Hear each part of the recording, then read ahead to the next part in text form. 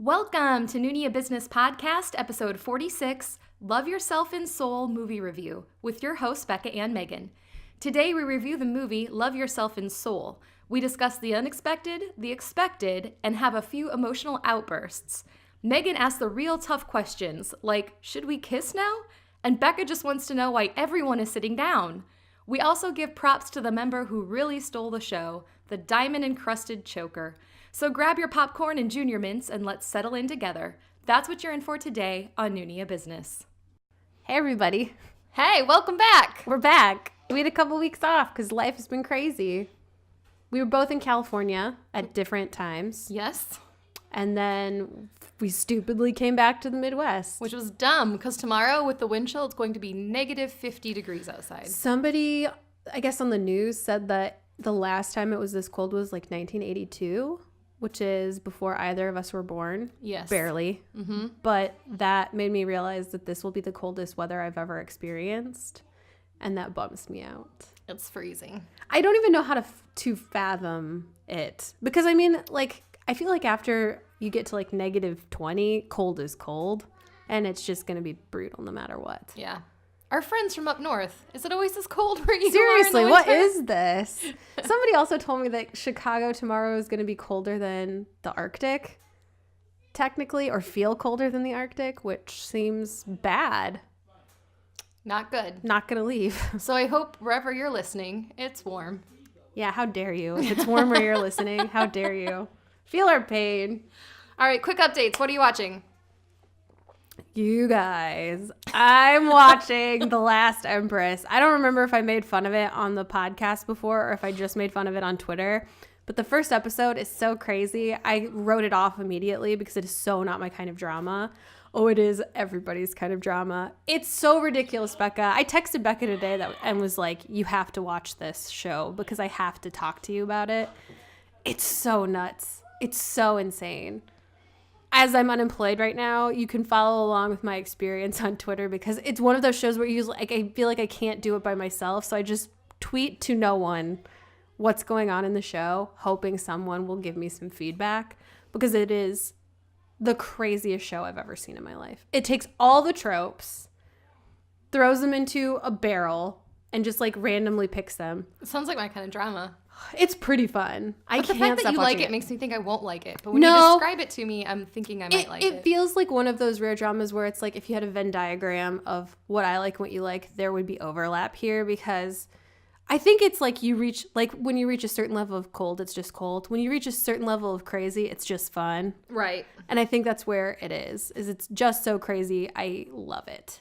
I can't wait to watch it. Although it did make me realize, too, when you were trying to explain to me that you like dramas where it's just like the problems are so big, it's like you can never get back from them.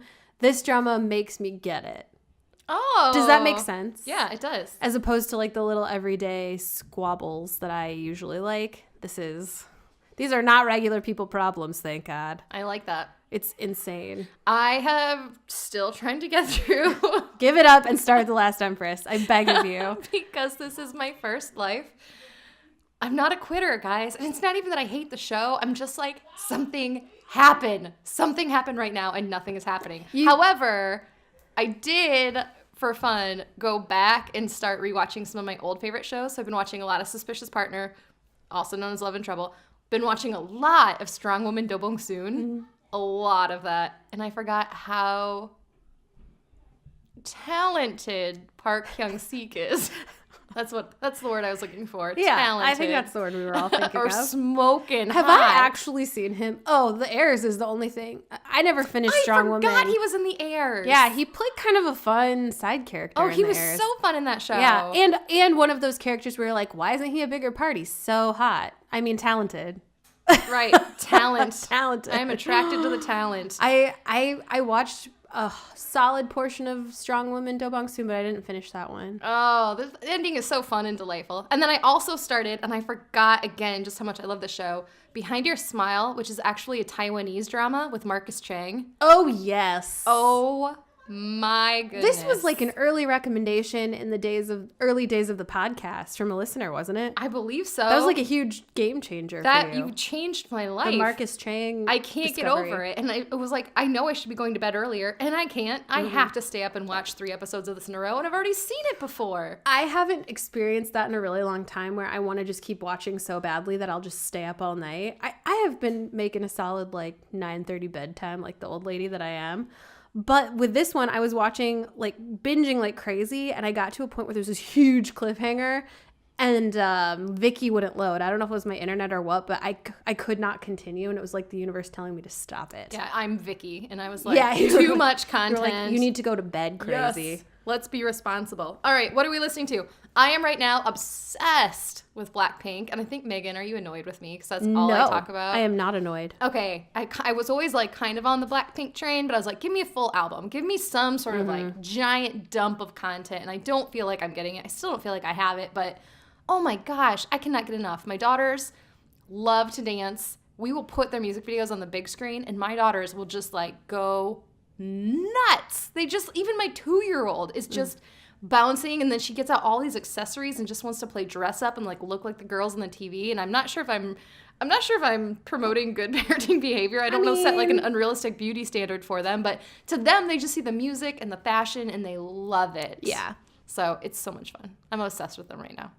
Any new things for you? I think I mentioned I'm still researching EXO, so I've been listening to more EXO lately and discovering some deep tracks I didn't know that are really great.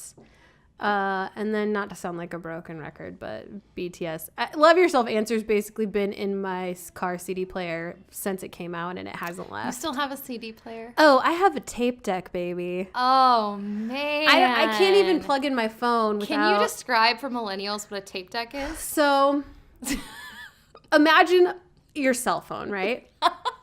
Okay, so there's this thing called a tape, and it's about the size of your cell phone. But it can't do anything. It's just plastic with a ribbon on the inside. And on that ribbon is music, sometimes.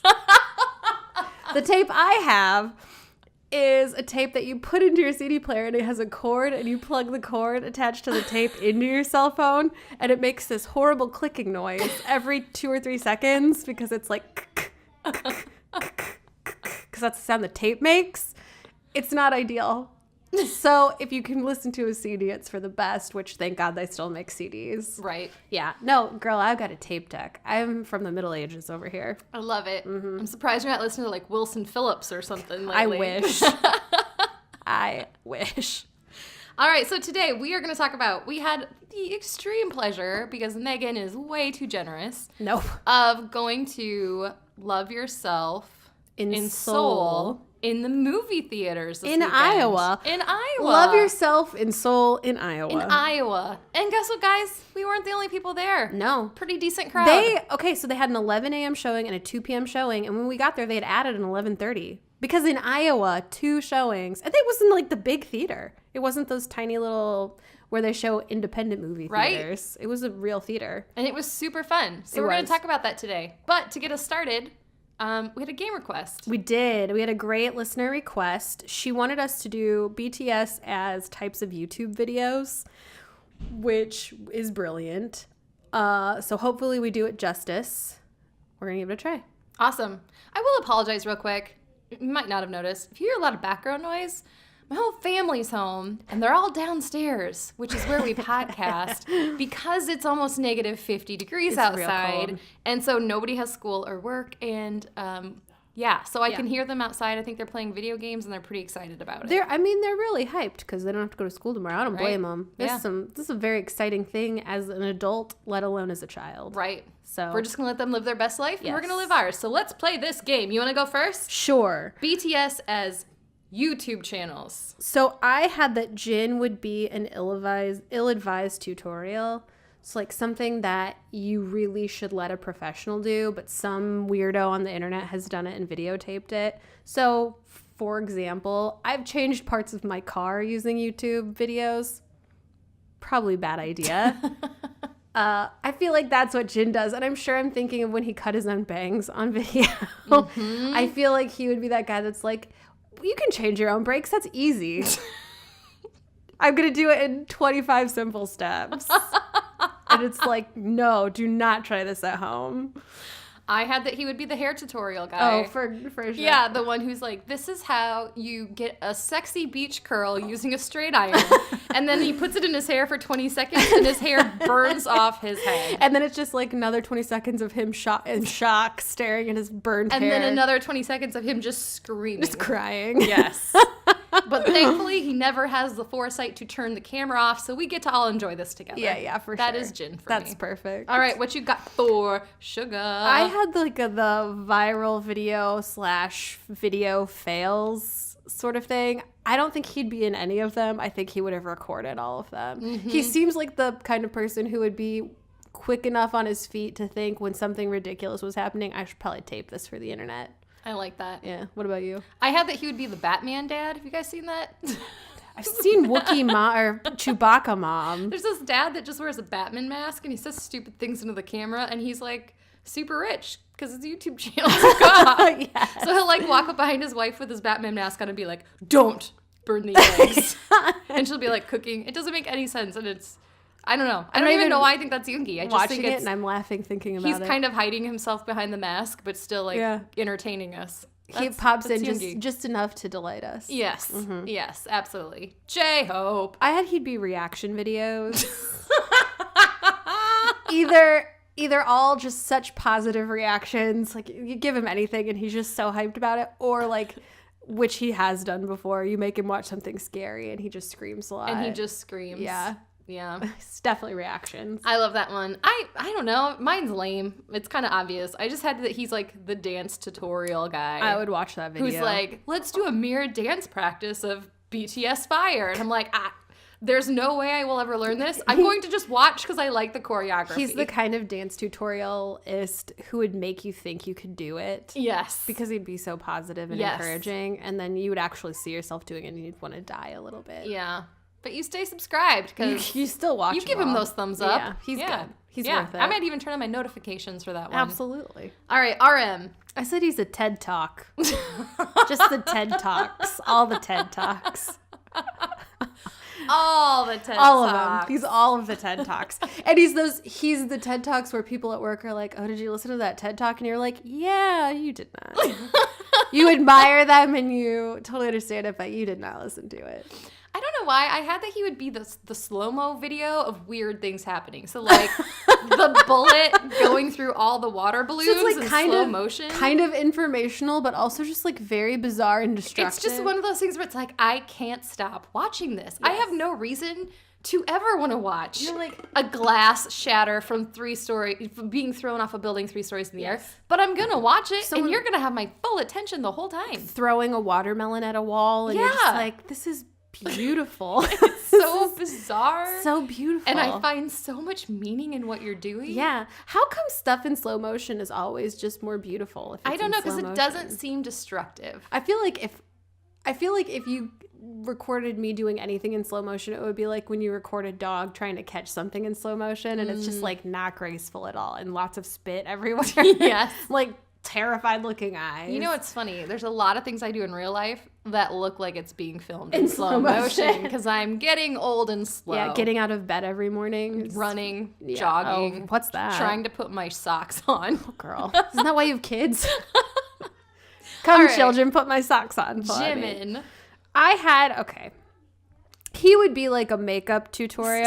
Why are you taking all my answers? Well, I'm sure it's for the same reason, because no matter how hard I try, I'll never look that good. Yes. No matter what. I'm going to click on that channel just because I want to get the exact smoky eye that you have. Mm-hmm. But when I'm done, I'm going to look like a panda bear. Oh, I'm not going to look anything like somebody punched me in the face. I just don't understand how you can look that beautiful. And it becomes a thing where I don't even really try to watch anymore. It's just so much fun to watch someone beautiful do something beautiful that I'm just gonna sit here and watch it. And I always love it when, like, and Jimin does this all the time, where they start with the camera on their face. They're like, "Sorry, I don't have any makeup on. Yeah, just washed my face." And I was like, "How dare you?" I'm like, "You better be lying. How dare you?" Yes. And they're always so charming and cute and like, oh God, it's so irritating.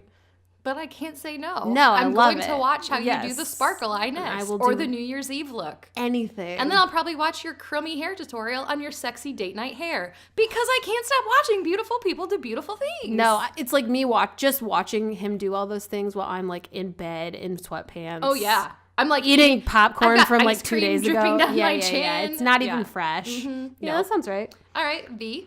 Okay, so I had. Do you know an unboxing video? Oh, yeah. I mean, you're a mom. I'm sure you've familiar. seen an unboxing Yes. video for a couple of reasons. One, they're so weird. Okay, if you don't know what an unboxing video is, I feel like I just learned this. Maybe I'm late to the party. You're so late to the party. But like, continue. They're like these toys that have a million parts to them, and adults buy them and then take each part. All it is you just watch them open it. Yeah. Piece by piece. That's it. And it is bizarre and captivating. Even for me, I'll sit there and I'll be like, this is weird. And then I watch all 22 minutes of it because I got to know what's at the center of that weird pink egg. And I feel like that's me, where it's like, why am I watching this? Oh, why can't I stop watching this? So I had the exact same answer. Really? He's like the Disney Toy Channel. I don't want to get called out by this person. That's a real thing. Or Ryan's Toy Review, which is another one, where it's like, I've heard of him. They'll take these eggs, and these eggs will have toys inside. And in some cases, these people have put toys inside. They already know what's in there. And then they cover the egg with Play-Doh. Oh, and I've they'll seen make those. it very pretty. Mm-hmm. And then they'll just slowly, over the course of an hour, pick the Play-Doh off this egg and then open up this giant egg and take out all the toys and be like, oh, look, a little Elsa. And my kids are mesmerized and I do not get it. It's so bizarre. It's those where they've like created the eggs themselves are bizarrely artistic, and you're like, why did you spend all that time doing that only to take it apart again? Because they make millions of dollars on YouTube doing it. What are we doing with our lives, Why are Becca? we? I don't understand. We could easily wrap a couple toys in Play-Doh, for goodness sake. I say we start wrapping K-pop merch Amen. inside of giant Korean flag that's bags. a whole nother thing, is watching unboxing of like K-pop albums, which that's actually fun for me because who was it? Oh man, guys, I'm gonna forget who it is. It was some like makeup YouTuber who's a big Monsta X fan, and he did an unboxing of one of their albums, and it was so fun to watch because he'd just be like, here's the photo card, here are the posters. Like, you saw all the pieces of it, and I was like, I want that. And I don't even have like any Monsta X albums, and now I want them all just so I can look at all the stuff in them. So I just finished a YouTube masterclass for work. Huge time commitment. And that was one of the videos that he talked about making successful YouTube channels. He was like, listen, I know it's dumb. And he's like, and I don't even understand it, but they're called like satisfying. Yes. Where it's like satisfactory and satisfying combined. And it's like a video where you just complete something, where you just open a box, or in some cases, you just take toys that go into a box and put them back in the box after explaining what they are. And he's like, I don't get it. I'll never understand it. It's huge on YouTube right now. I feel like people are toy manufacturers are making toys for that purpose. Demographic. So Becca's daughter got this thing for Christmas that was like an egg that had all these compartments. It looked like a giant birth control pill. It looked like a giant birth control pill. And it had like a puzzle, and then you had to solve the puzzle to just get all these compartments open. We had multiple adults on this project, and finally, like a 7-year-old figured it out. But we were literally like, there's a code, and there's a key, and you have to like punch in all these things, and all these compartments open, and then you end up with this like stupid toy. And by the time you're done, it took so long. You know, like, the kids have like moved on. They don't care anymore. And the adults are finally like, what is in there? It's fascinating. It was the best part of Christmas. I loved it. For your birthday, I'm going to make you a K-pop and K-drama version of that. Oh my God. And I will unbox it on YouTube. Oh, can we please unbox it on YouTube? Let's do that. I love it so much. We've got our first million view YouTube video. It's about time. Who knew this would be the idea that sent us over the top? You guys were here first. You heard it first here. A backup, which was for V, which was a DIY channel, because I feel like he would do a lot of DIY, but the beauty of V is he would DIY it wrong, but it would just be special and wonderful. And he would be like, do whatever you want. Do what makes you happy. Here's how I did it. This took a weird turn halfway through. And I would watch that DIY channel because I would feel like this is how I DIY. Yeah. however it turns out is how it turns out. Beautifully imperfect. I love that. All right, Jungkook. This was the first one I thought of. Are you familiar with the early days of viral videos? Yes. The Star Wars kid? Yes. Okay. Yes. He would be like the Star Wars kid. Probably a video shot without him knowing by Yoongi and posted to the internet. But I feel like it would be one of those things where he was doing something really embarrassing and somebody posted it, taped it, posted it online, and then it just went totally viral. Like, if you don't know the Star Wars kid, it's this kid who was playing with a lightsaber in his garage. And I don't know. He was using his imagination. I applaud him. I thought he was doing great. You're doing great, buddy. But people are making fun of him. Right. And it's become very That's what the early internet was. It was just mean. I don't feel like it's quite that way anymore. No, now I feel like there's enough weirdos who have access to the internet, like us. Right. Where we're more, there's always somebody to relate to you. Right. So that's not to say the internet's not still a terrible, evil place. It is, but. I said that he would be I have a specific channel even. If you guys haven't seen it, go YouTube it now. Dude Perfect channel. Oh, yeah. It is just this group of guys, and they're super athletic and ridiculously good at everything they do. And it's annoying. It's so annoying. And they're so famous. I think they have 38 million YouTube subscribers. Our family's obsessed. We watch every video they put out. They're like the number 2 channel on all of YouTube right now. What's the number 1? And they just got a TV deal. They're gonna have their own TV show. Really? But it's fast. It's like, I would recommend their bottle flipping one is very, very good and funny. They will like stand 2 stories beneath where they want this bottle to land, and it'll be like a rafter, like 2 floors above them, and they will flip the bottle like over a ladder or through a ladder, and it will land perfectly on this rafter 2 stories above them. This bottle flipping episode is insane, but they also have a really good ping pong one. Go watch all of them. They're You're right. all super That fun. is totally It's Jungkook. totally Jungkook, where it's like, stop being good at stuff. Yeah. Like, who are you trying to impress? To the point We're where I'm impressed. like, how are you cheating? Yeah, I know. Like, It seems like you're it's cheating. not believable anymore. Yeah, this is just irritating. Who's actually making your golden closet films? They're not the ones that. Oh God, those are so good. It's so annoying how good those are. The Dude Perfects aren't the ones that were like figured out how to get a cat to launch a rocket, were they? No, who's I don't that? think so. I watched a really long video of these guys trying to train a cat to launch a rocket. YouTube is a strange and magical place. Yeah. Go find your people there. And back to YouTube.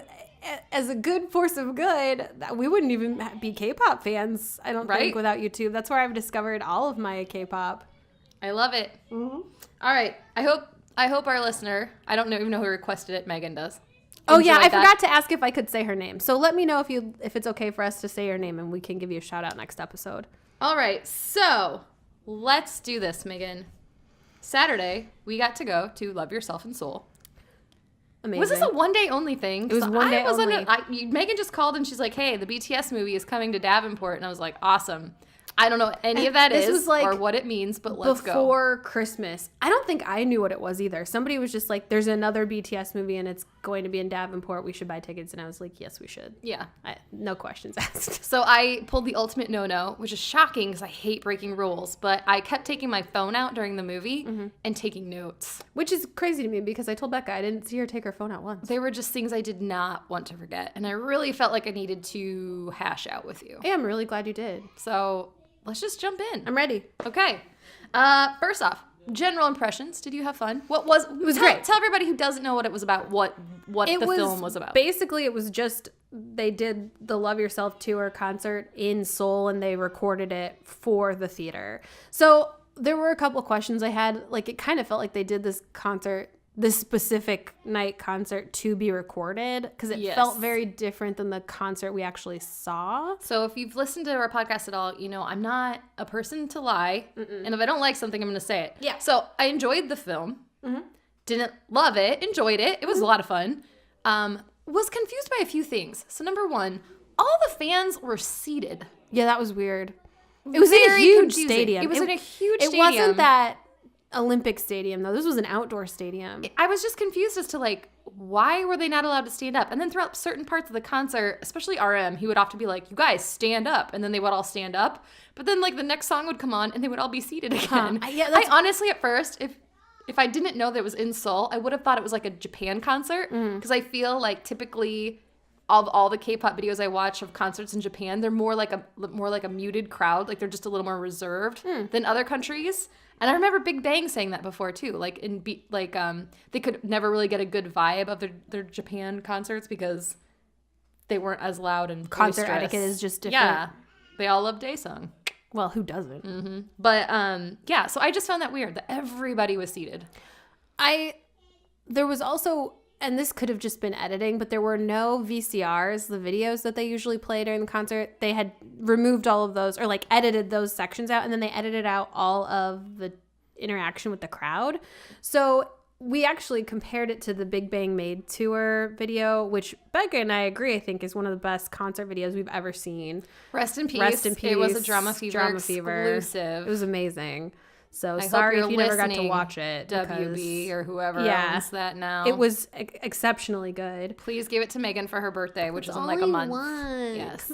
But yeah, the Big Bang Made tour was so well done. You felt like you were, when you watched the film, you actually felt like you were there. Mm-hmm. And like the members were like right in the camera, like acting like that was another audience member, but they still gave so much love to the audience. And BTS did the same. I mean, they gave a lot of love to the audience. It just felt really tame. Like it was really hard for me to get amped up in the theater because I felt like the crowd was, they dumbed down the crowd noise so much. And then every time you saw the crowd, they were seated. So it was like, is this a hype thing? Or are they just like here to appreciate BTS? And I feel like BTS. The band interaction with the crowd is part of what keeps the energy up. So right.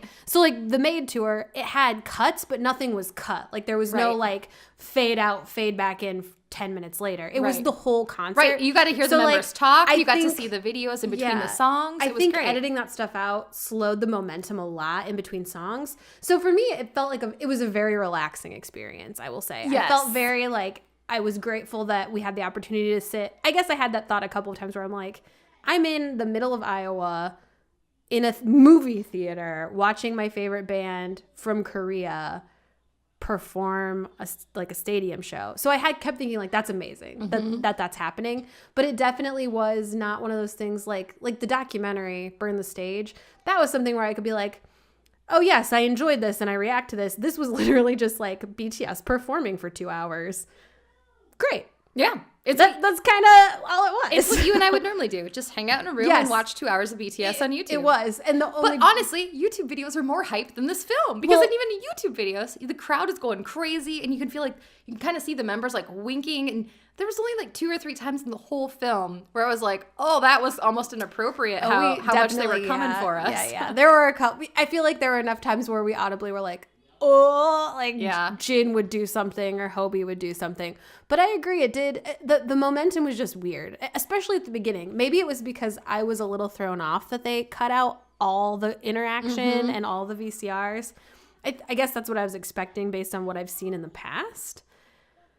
I don't know. It was kind of slow. So I did a little research and I read that they were hoping to release this film for all the people who couldn't see the tour because of They said because of reasons, basically. Because of reasons. What I like to think is because ticket prices with scalpers were insane and a lot of fans can't afford a concert ticket at that price. Hearing that is very heartwarming because that's beautiful that they would do that. Yeah, I guess. I'm being cynical. It makes me angry because it's like you obviously know that's a problem and nobody is trying to fix it. And you have a huge platform and a huge fan base that you could probably fix that. But what could they do? I don't know. What can anybody do? Like, start being outspoken about it. I don't know. Sure. But anyway, not hating on them. But, yeah, so I think that's why I was more disappointed because they were like, well, the interview I read at least, they were like, we were hoping to release this. And it wasn't even BTS in the interview. It was one of their producers or somebody who was like, we were hoping to release this for all the fans that, for reasons, couldn't go to the show. And then I saw it and I was like, but this isn't like really this wasn't what our experience was like at the show. Yeah, it was definitely different. Also, like I think I said before, it was like a different set list. There's actually, I think there was more music in it. I don't remember. Or did I just completely blank out? I think you just blanked out. There's a ton of music at our show. I think it was very similar set list. There's not the same. They do like Idol and something, Save Me, I don't know, like something like that. And then they did I Need You and Run, and I don't remember those at all. Megan, I think you were just out of it for a little while. Yeah, I was not fully there for sure. But anyway, so enough. I won't criticize anymore. But that was just my honest takeaway. If it was something that you wanted to see and it wasn't in your area, those are my honest takeaways. I honestly think you could get a better experience just going to YouTube. Yeah, I don't know. I guess for me, I liked seeing it on the big screen. Oh, yeah. It was fun. That part was fun. Like, being with the crowd is cool. Mm-hmm. We had a tame crowd. I heard some people say that there was, like, some singing and dancing, which would not have bothered me. I mean, it's like a concert experience. I think you just blacked out because there was some singing and dancing at our show. Our movie? Yes. Maybe I just have terrible ears. I didn't hear any. I heard a couple people. We definitely had a Jungkook stan in front of us. Yeah. But it was not to the point where, like, people were complaining about. But again, like, what do you expect? It's a concert movie. Compared to what I read on the internet, we had a very tame crowd. There was 2 very young girls, young compared to us. They're not young compared to other fans. Right ahead of us, they seemed to be very good friends. And they were like, every song they'd have their hands in the air and they were swaying back and forth. And then at one point, the one was openly weeping, like sobbing, to the point where I was like, should I go down there and like give her a Kleenex? Like, she was just uncontrollably sobbing. And then I told Megan. Megan's like, oh, I didn't even hear that. I didn't hear anything. I don't know how you missed that. I didn't hear anything. I don't either. I don't know. I guess you put Jungkook on the screen in front of me and I'd tune everything else out. But yeah, I don't remember any of that. Yeah. I don't remember any. I remember a couple of choice moments. So my mom came with us. So it was Becca, our friend Kayla, me, and my mom. And my mom is like a casual BTS fan, I would say. She really likes their music. Mm-hmm. And she hasn't necessarily learned all their names, but I told her before the movie, like, okay, you got to pick your favorite one. And it changed like 12 times in the movie during the movie. But immediately when I said that, she was like, who's that one? Pointed to Jimin.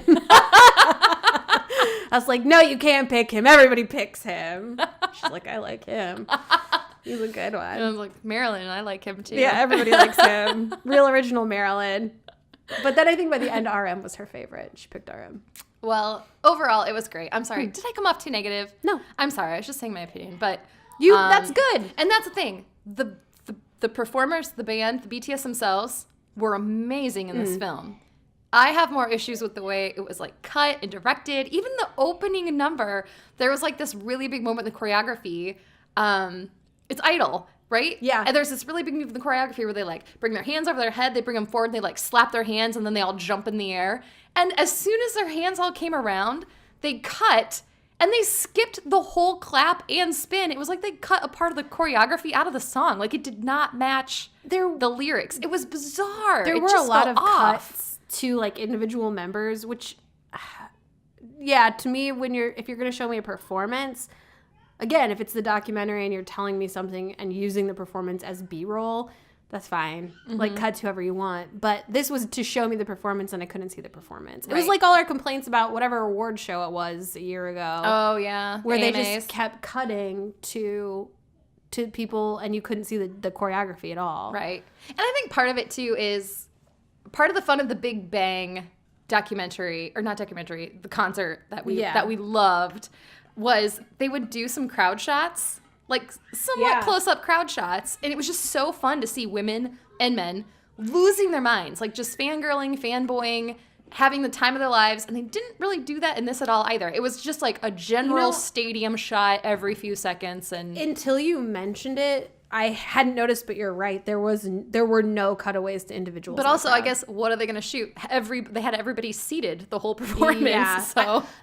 I don't remember seeing anyone in the crowd at all. And I was glad they showed some of the army bombs, like how the lighting worked. That was cool. But again, it was almost like not even enough interesting army bomb shots, because they would like change crazy color. I mean, I don't know how to explain it. Yeah, there were patterns. They would do light syncing. Yeah. I mean, but it was just seemed cool, kind of like totally random. The thing that was disappointing is there was a preview before the film started for the army bomb. Yeah. And that was cooler. Those were cooler crowd shots than much any of the crowd shots I actually saw in the film. Yes, I agree.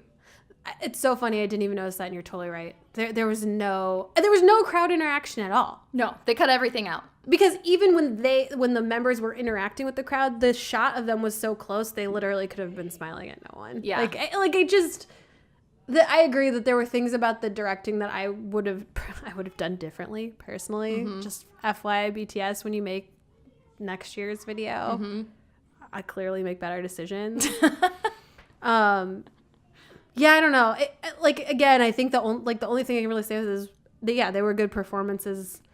It was pretty relaxing. It wasn't like a hype experience. Also, I know how first worldish this sounds, me complaining about a film That's what that we're I got to doing watch now. in my hometown of a band that lives halfway around the world.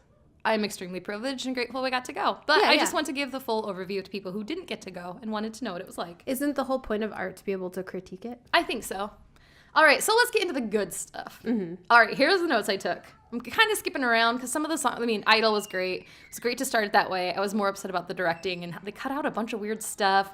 And there were so many moments where the choreography was not matching the lyrics. Yeah. It drove me crazy. I was like, what is this? This is not the right section here. But let's go to Bopsay. Oh, I have a great comment about Bopsay. All right. All I wrote down on my phone about Bopsay was RM has never been more on fire. He's quite literally the sun right now.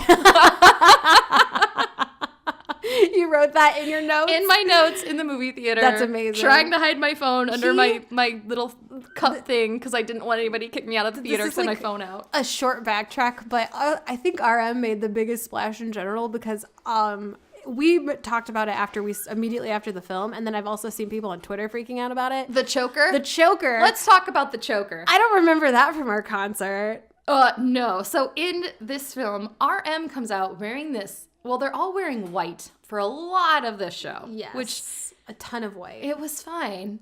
But they all look like 7 angels. It was too many angels. But RM is wearing this deep V-necky, flowy, loose shirt with this giant, 3-inch diamond encrusted choker. It was intense. And then he would just move, and it would just his shirt was so loose and silky, it would just fall off his shoulder. Yeah, he was pulling a gym in.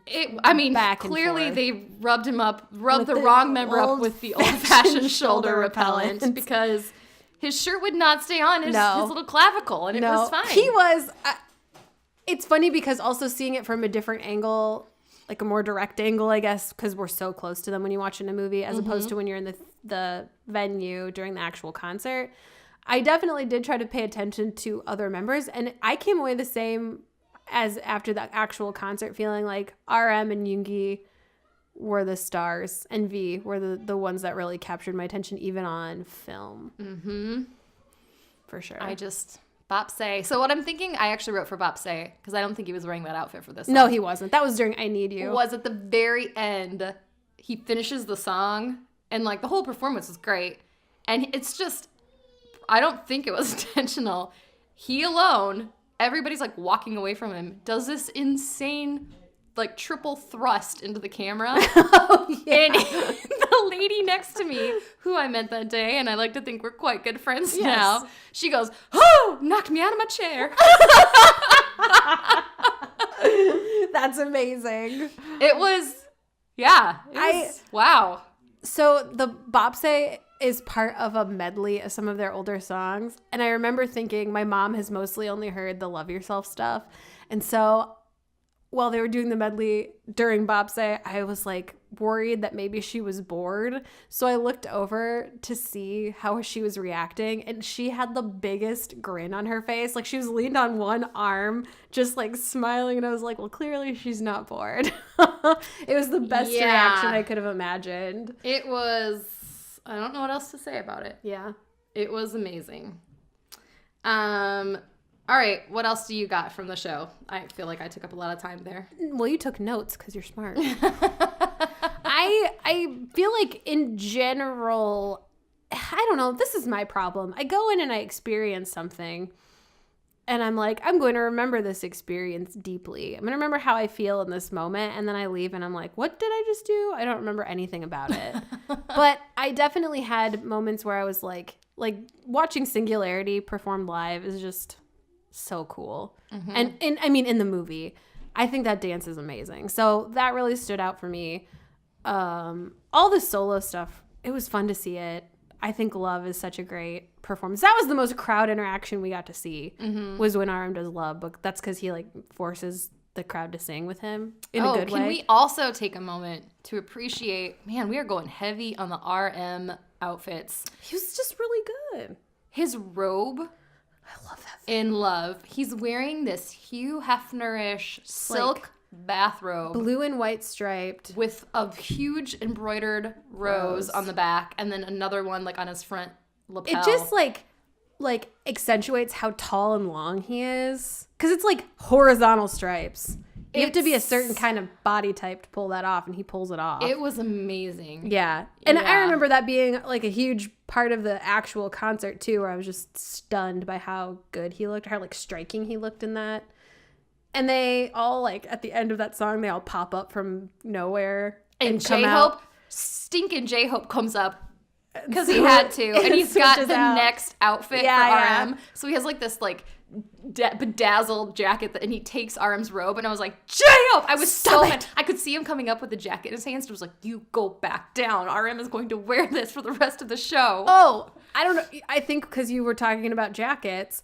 Also, seeing Yoongi in that red suit, sparkly red suit, I'll never get over the impact that has on me every time I see it. And that was in for Seesaw. Yep. He is so incredibly good at performing. He's so talented. He's so talented. Okay, so let's go back to when RM came up with that robe. Yeah. I wrote down the things the lady next to me said too. She said, "Oh Lord, the silk pajamas." The silk pajamas. They weren't really pajamas, but I mean, it's like a whole fashion thing. All right, so the next thing I had in my notes was dope. All I had was sugar wrapped hard as Jolly Ranchers. He rapped so hard. They were all singing dope, and it was like super fun, and they were all having fun, and they were doing like goofy little interactions. And it was like the part of the film where I was finally like, oh, they're loosening up, they're having fun. It's not like this like pre-produced thing. And then he just came out guns blazing for his rap in that song. I feel like you're right. Whatever section of the concert that was, they did seem to be like in their element at that point. And they also ended, so at the very end, they all like the do, and then they turn around and put their thumbs up. Well, they all did that, and then when they turned around, they put their thumbs up. Jimin was hiding, and he popped up and did a heart. That's right. It was so cute. It's funny because now that we're talking about that, I feel like there was, and again, this might go back to the way it was edited, but a lot of the stage direction is just them like walking around the stage. So when there was choreography, it was noticeable. Does that make sense? Yeah, because even in Fire, they started singing Fire, and the girl next to me, that's all she wanted to hear. Was Fire. And they didn't do the choreography for almost any of the song. They finally did it at the very end, where they do that like flying V formation. Yeah. And part. So I don't know. There was, and granted, how do you dance that hard for 2 hours? Oh, you can't. God. It's like physically impossible. They're superhuman as far as I'm concerned. I mean, that's another thing that was kind of cool about it, is that when you're that up close during that kind of a performance, they were real sweaty. Like you get an idea of how exhausting it is and what good shape they have to be in to get through this, because it was like brutal watching them. Also, it was an outdoor venue, which was kind of cool. So you saw the sun set behind them. So it started out and it was like early evening, and then by the end it was obviously dark. Also, I was watching for all the things they shot at the crowd this time, because I was trying to determine where the confetti that fell out of my pants was from, and I don't think I ever figured. It might have been Just Dance. I don't know. If it was Just Dance, it was in my pants a long time. It's like the second, third song. If you don't know, when we went to the BTS concert, after the show, Megan went to the bathroom and pulled her pants down to go to the bathroom, and confetti fell out of her pants. It's the best moment of my life. The next note I had was, okay, so fake love. So for the first half of the film, they all wear a lot of white. And then fake love comes on, and they turn a corner. Can I ask you a quick question? Always. No, that's not right. Were they like going in the order of the album except for Idol? I don't think so. No, because J-Hope is before Euphoria. Never mind. So. I guess like they go in the general pattern of like happy, because it follows that trajectory of like first early love, and then like falling in love, and then breaking up, and then discovering yourself. Like it followed that pattern, but I guess it didn't follow the track list exactly. So anyway, sorry, I just thought of that. This is where it got real good, because like the white was fine. It was fine. They were innocent. It was the choker stole the show. RM's choker stole that choker that was half anything of the film, but innocent. Yeah, but then we come to fake love, and they all emerge wearing black, which is a sight to see. Black and harnesses. Black harnesses and sheer. So much sheer fabric. Chains. So much sheer fabric. And like Yeah. they would turn around and almost all their shirts were just see-through. I told my mom afterward that I felt like the stage fashion could be described as like BDSM, Elton John, figure skating. Say it again. It's like BDSM With 70s Elton John. Yep. Like a lot of capes. Figure skating. and figure skating. Yeah. I remember watching a performance recently where they all had on different suits. And they're just normal suits, like beautiful, normal, well-tailored suits. But the suits have so much glitter in them. Mm-hmm. Like the fabric has glitter in it. And I remember thinking, where do you go to find like 7 different suits made out of glittery fabric? And all I could think was to a figure skating warehouse. Like, that just seems like the only market for it. A figure skating warehouse. Yeah, but anyway, I'm sorry. I digress. No, so that they just all came out in these black outfits, and it was great. And it was one of those things where it's like, I can't really take notes. I don't really want to take my eyes off the screen.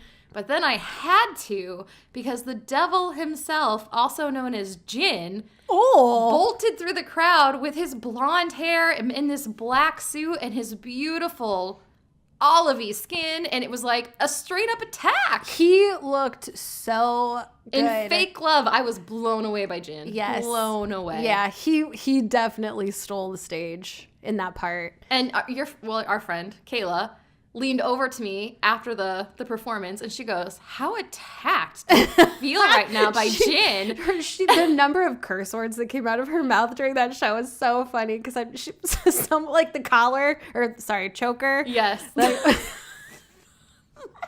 collar. Megan. He is not a cat. I'm sorry. The choker that RM was wearing, I heard a big ol' F-bomb for that one. And I was like, amen, sister, I know. Yeah. So she's like, Becca, how attacked do you feel right now after seeing Jin perform that? And I was like, it's fine. It was consensual. Because he did. Of all the like making looks at the audience, Jin was making all the looks. Oh my at the gosh. And it audience. was like, okay, we're coming to Euphoria. It's next. Yeah. So all I had was Jin came for me in fake love, and then I had black and sheer and I approve, and then JK's abs. So he started tucked in. Oh, which this is like a constant thing for us. When they perform fake love, we're all like, okay, is his shirt tucked in? Or is it possible to be untucked? Yes, because there are times where he does not show his abs. No, yeah. And the shirt is tucked in. Yeah. And so it started tucked. I think maybe by accident, because that shirt he had on was not meant to be tucked. Not a chance. So then he kept flashing his abs. Kayla was having all these cuss words. The lady next to me, I swear, was having like a come to Jesus moment. Yeah. I was just stuck in the middle, like, I don't even know. I don't know where to look. I don't know who to watch. I don't know who to take care of right now. Mm-hmm. It was overwhelming for many people in the theater. At this point, I feel like I've almost become numb to it because I've seen it a lot. I'm sorry, Jungkook. I'm over it. You're gonna have to find another way to impress me. It's not that I'm not. I know that a lot goes into doing that, but like, okay, what's next? I'm ready for the next thing. So let's go on to Euphoria. Okay, guys. I have so much to say. So Jin comes up. This is another epic costume change. Oh, you mean Epiphany? Or sorry, Epiphany. I'm sorry. Epiphany comes up wearing this very Elton Johnny, my exact words in the notes, suit, covered in like 3D embroidered and like glass flowers. They were unreal. Covered in them. Not like one or two or like a brooch. I think he even had brooches on. It was just like, I wrote down garden party. I wrote down nobody invited me to this garden party. So many floral things. It looks like a sculpture almost. Like this, their stage outfits are art at this point. And he starts playing the piano.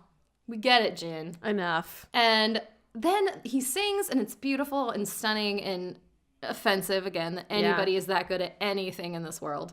And then he takes the longest freaking dramatic pause ever, and the music dies down, and then it swells up, and then it dies down, and then it slowly swells up, and he does this long, slow, overly dramatic. I mean, if this was a K-drama, it would be a full-on Becca drama. Someone put him in a show. Please. And then he goes up on the stage and turns around and just does the Jin look. Just looks. For, I think I wrote 35 minutes. Is that an over-exaggeration? Yeah, no. The movie was 2 hours and 35 minutes, and there was a disclaimer, 35 minutes are a Jin look. Or just Jin. Just Jin giving looks to the audience. Looks. Yeah.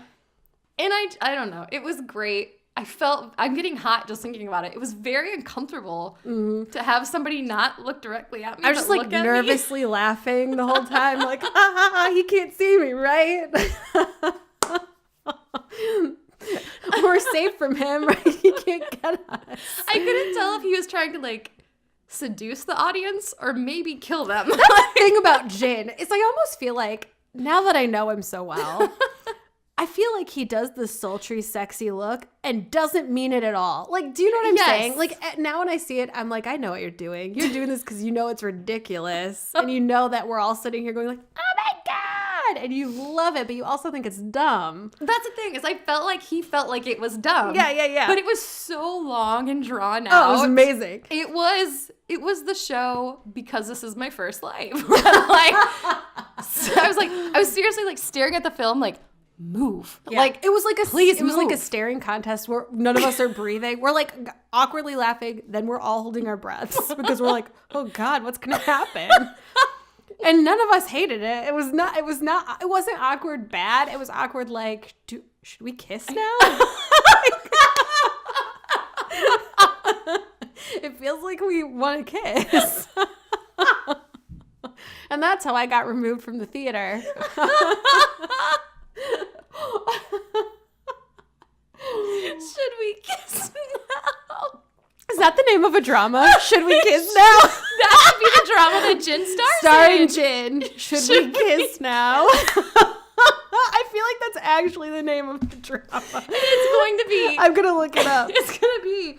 JK, tell Jin that I got a great opportunity for him if he's interested. It's going to be 12-hour-long episodes 12-hour-long of just episodes. Jin serving a look at the camera. And like an awkward girl being like, I think we're supposed to kiss. But they won't until the very end. Or maybe the joke is they never kiss. Yes. We're going to reply 1988 you. Oh, don't even mention it. We were having a nice night. Anyway. Should we kiss now?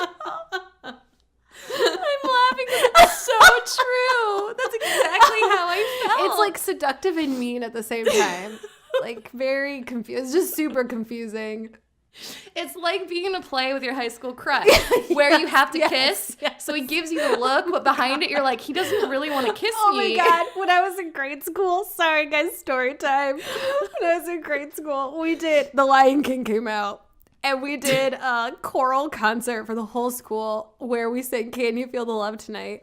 And I was selected to sing the girl lions part. And the boy I was obsessed with sang the boy lions part. And I remember it being both the most romantic and most disappointing event of my young life because it was not romantic at all. None of my dreams came true that night.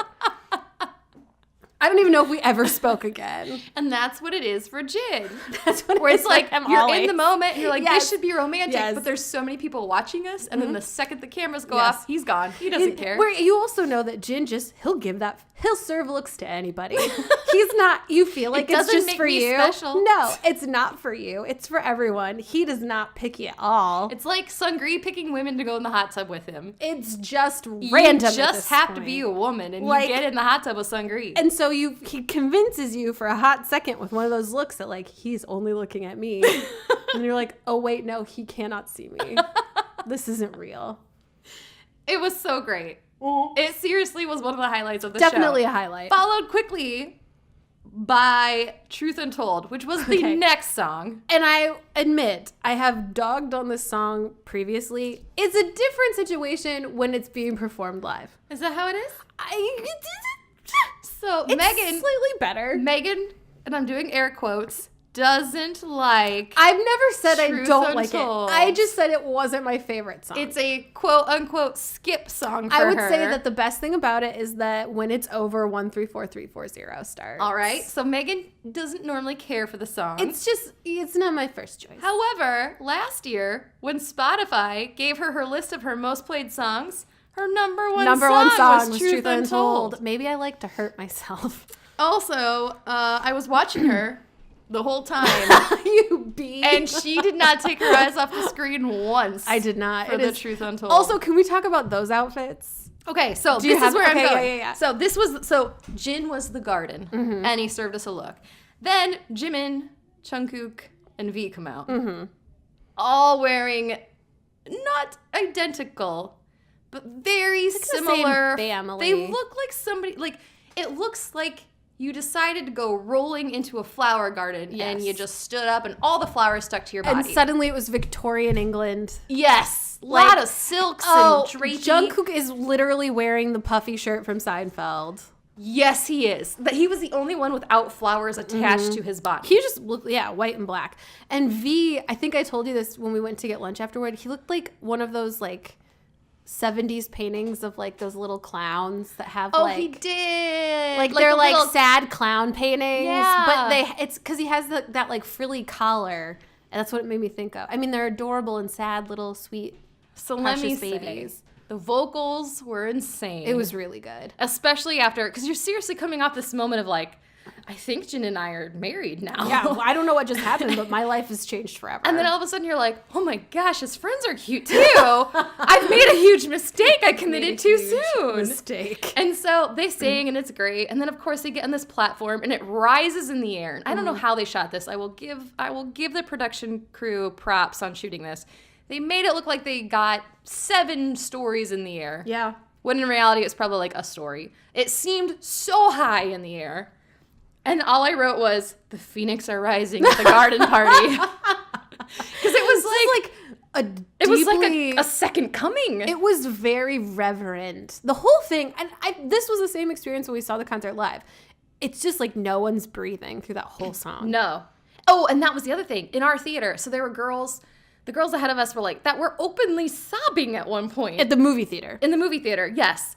And then people were cheering and people were waving. For The Truth Untold and Epiphany, you could have heard a pin drop in this theater. It was silent. It was completely silent. Yeah. I honestly at one point was am I still breathing? Yeah. I couldn't hear anything. Have we all ascended into heaven? It kind of felt that way. But it was great. It was beautifully shot. The stage was beautiful. Their costumes were unreal. And the vocals were so good. They really were excellent. Yeah. And I feel like at least the concert we saw in Chicago, they were really on that day also. Because I feel like, some days you have an off day. And I've seen performances where they're a little off. When we saw them, it was pretty perfect. It was perfect. Yeah. All right. I'm going to move on. Yes. Are you ready? To So What and Yes. Anpanman. All I have is V's hat and glasses. Let's talk about these. Oh, he looked so cute. He was wearing this fedora? Is that what you would call that? It's like a wait, am I thinking of what RM had on? Were they wearing the same hat? It was It was very similar. RM's was more like a beret, like a military beret, kind of. V had on this white fedora-y hat these and these glasses. And he looked like a completely different person. Yeah, it was very fashion V. It was very fashion V. V. And he seemed so little kiddish and he was having so much fun. That's another thing where Anpanman in general isn't my favorite song, but when they perform it, they look like they're having so much fun. That I turn a corner on it every time I see it. Yeah, it was. Which is another thing. Wow. All the songs that I'm on the fence about are everyone else's favorite songs. Anpanman's your boyfriend's favorite song. Jeff loves Anpanman, Outro Tear. Outro Tear. I still don't know how you don't like Outro Tear. It's not that I don't like it. It's just not your favorite. No, it's okay. It's just a lot. It's okay. We also, can all like it's different another things. one where when I see them perform it live, I'm more invested in it because it's a different experience, a little more energetic for me than when I just listen to it and I'm just kind of you're bumming me out, dudes. Yeah. I'm skipping. Let's nip it in the bud. I listen to you for energetic positivity. Oh, and yeah.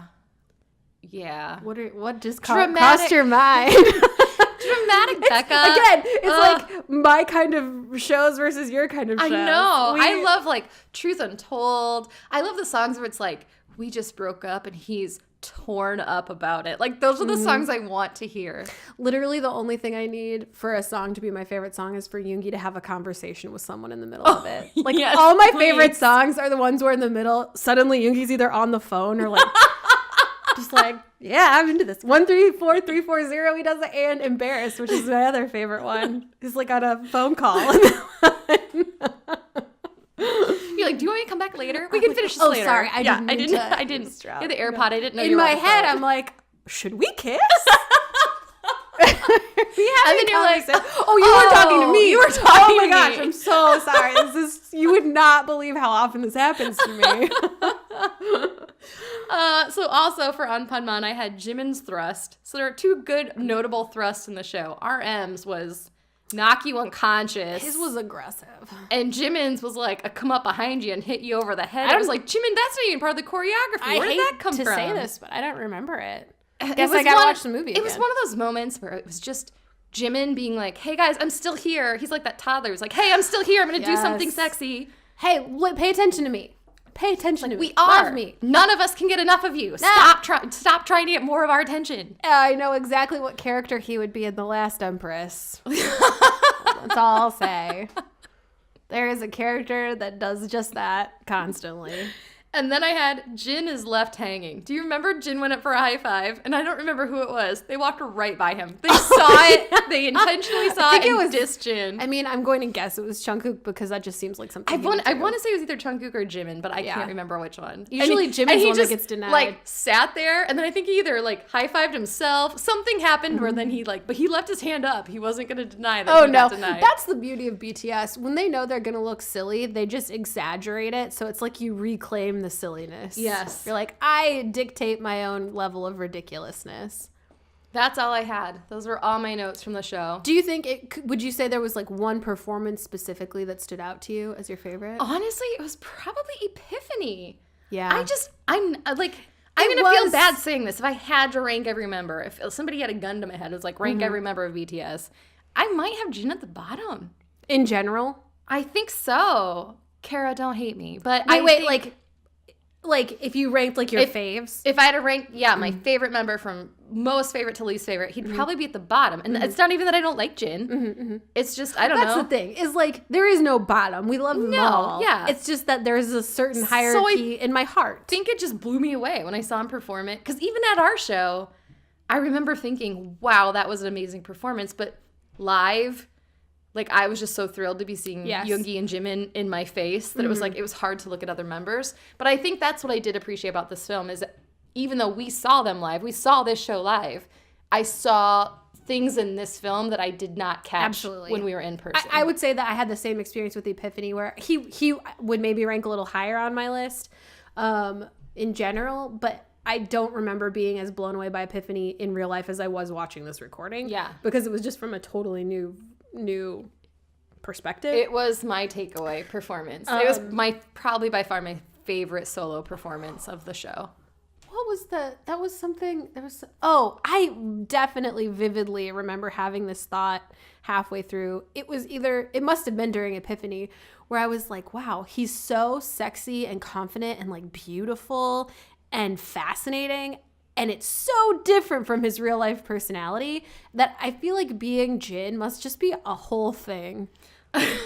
You know what I mean? He seems like the most high maintenance but low maintenance person ever. Like, seems like, I feel like he can afford and get and take care of himself. So he's low maintenance in that way if you're a friend of his. Yes. But I feel like high maintenance wise in the fact that like he just, I don't know. I don't even know how to describe what I'm trying to say. I totally get what you're saying. Because so Kayla and I, it was recently, we're having a conversation like, all right, though, really, if we were friends with BTS in real life, who would we actually get along with? I definitely think I would be friends with Jin. Of all of them, maybe only Jin is the one I think I would actually mesh with because he seems like the most realistic person. And I think he's just so himself. Yes. He's so funny. I've said it before. He seems like a super fun hang.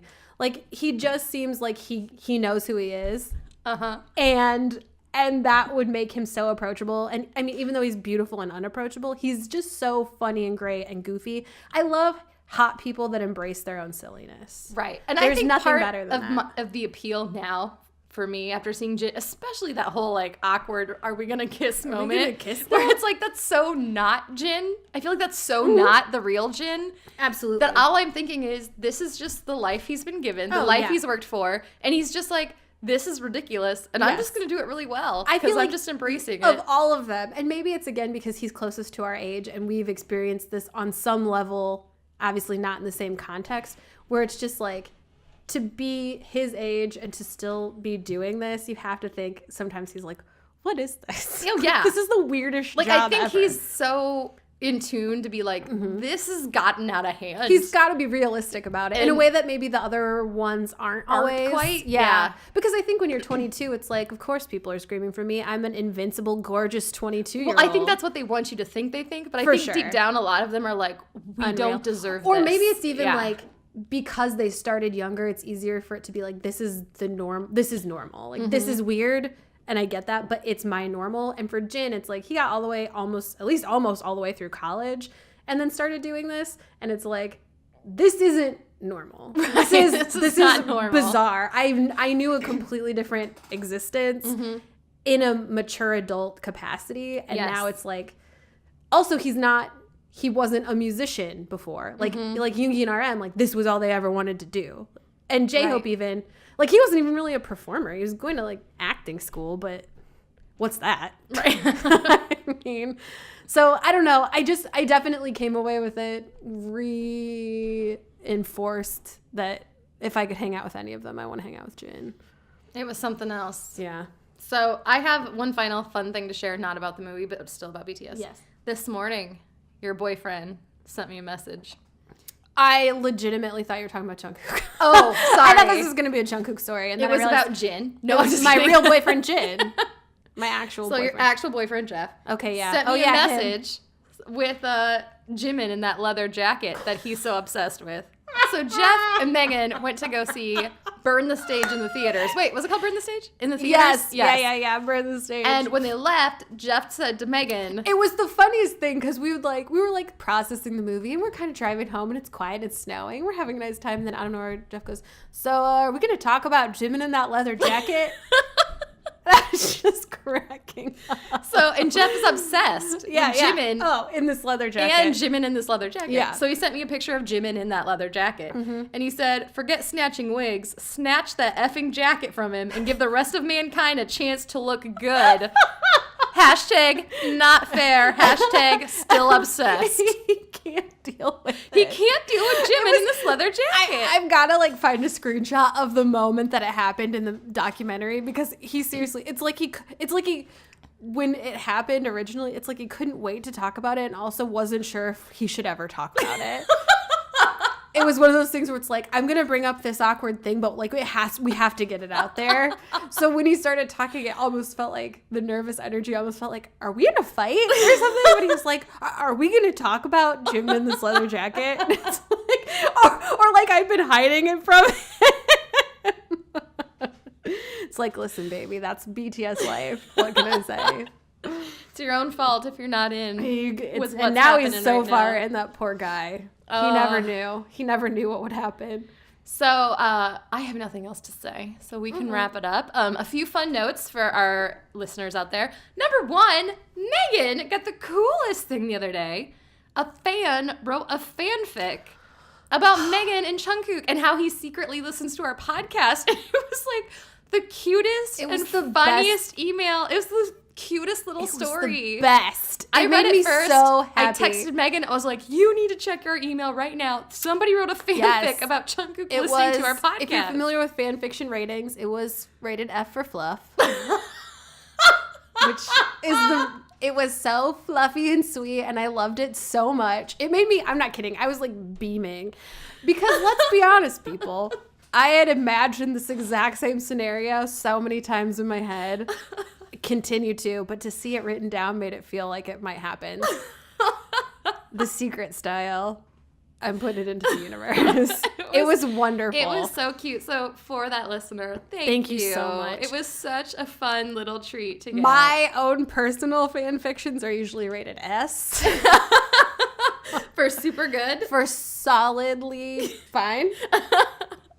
Yeah. It was really fun. It was wonderful. What also, a good surprise. on a happy note, Megan, so we're in person tonight, which is why we're not, if you're on our YouTube channel, that's why we're not having a video tonight. Yes.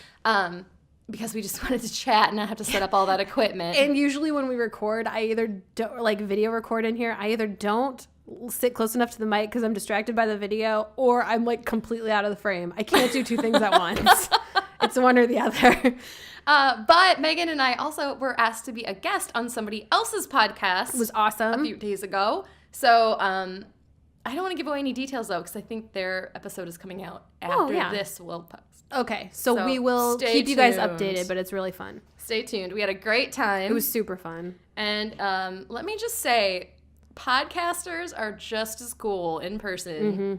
Minus Megan and I. We're going to be awkward, but we'll be nice. But nice and awkward. Nice and awkward. But these two ladies were fantastic and funny and gorgeous. Like obnoxiously gorgeous. To the point where we're both like, oh, come on. Oh, man.